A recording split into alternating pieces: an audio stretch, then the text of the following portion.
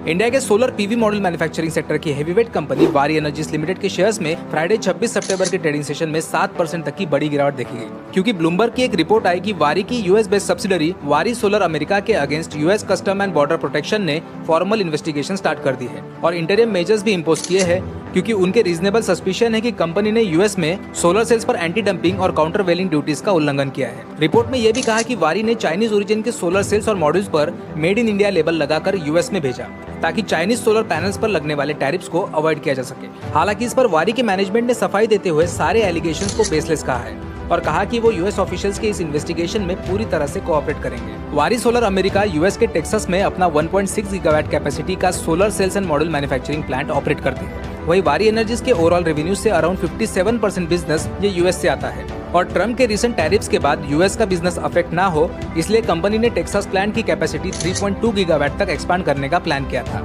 लेकिन ऐसे एलिगेशंस के बाद यूएस का दोगलापन अब पूरी दुनिया के सामने आया है, क्योंकि एक तरफ ट्रम्प बोलता है कि अमेरिका में मैन्युफैक्चरिंग करे या एक्सपोर्ट करने पर एडिशनल टैरिफ्स दो, लेकिन अब जो इंडियन कंपनीज यूएस में सालों से काम कर रही है उन पर गलत आरोप लगाकर ग्लोबल मार्केट्स में उनकी इमेज खराब की जा रही है, जिसमें वारी तो सिर्फ शुरुआत है, आगे कई बड़ी कंपनीज का नंबर लग सकता है।